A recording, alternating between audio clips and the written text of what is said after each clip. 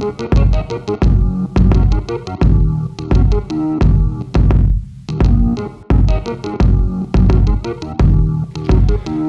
don't know if you've noticed, but machines are getting very good at seeing stuff. We've even started getting them to paint. Last April, a group of researchers created a painting in the style of Rembrandt. There's even iPhone apps now that let you transform your photos into the style of famous pieces of art. The results are rather stunning and uncanny. In this video, I'm going to try and explain a bit about what's going on behind these techniques and show you some of the cool stuff that's going on in AI at the moment. You've probably seen these illusions before, and the answer is they're all the same length.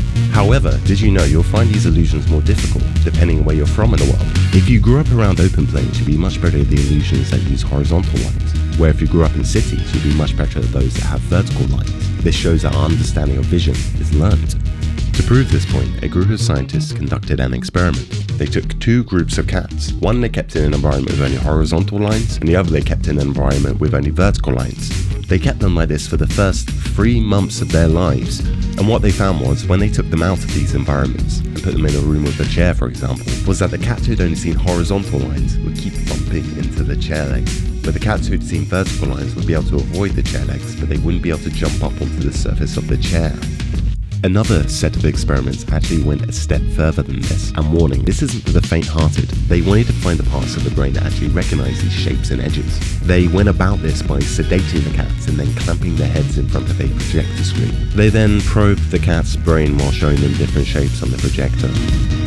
They actually won a Nobel Prize for this work. What they discovered was the cat's vision is structured like this kind of hierarchy. The lower layers recognize different edge orientations, and the layers above respond to layers below to recognize more complex shapes. For example, when we look at a face, the lower levels of our neural networks will recognize edges and simple shapes. These are then combined to make facial features, which are further combined to make faces. So now we understand this, why don't we try to recreate the process? And that's exactly what we've done. This schematic is actually from an artificial neural network generated on a computer. We see this technology everywhere now.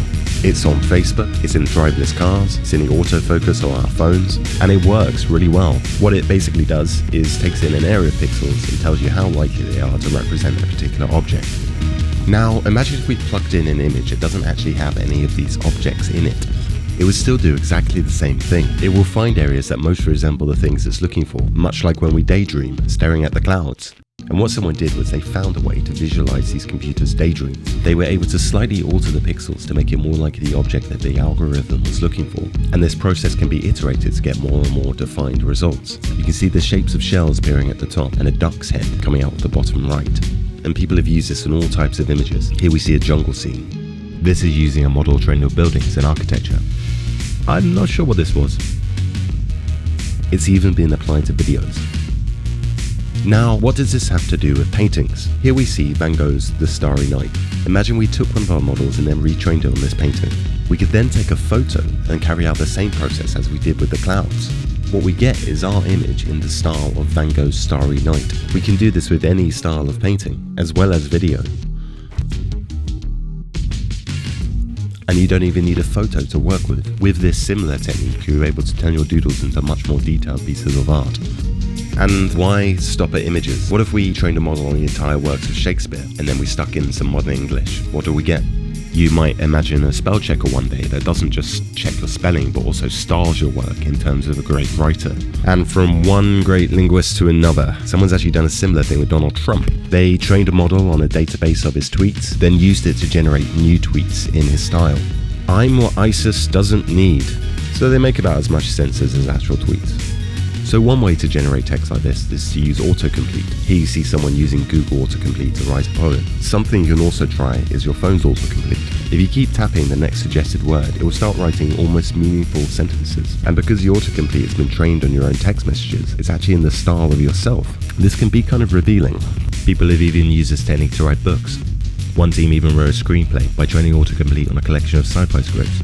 The way you were sent to me, that was a big, honest idea. I am not a bright light. And last but not least, music. This is an area with some fantastic potential. Here someone's taken a simple melody and turned it into a beautiful harmonization in the style of Bach. But the thing that's really interested me in all of this is the paintings and animation. So I'm going to leave you with a montage of some of the best videos that have been created by myself and others. Thanks for watching, and don't forget to subscribe.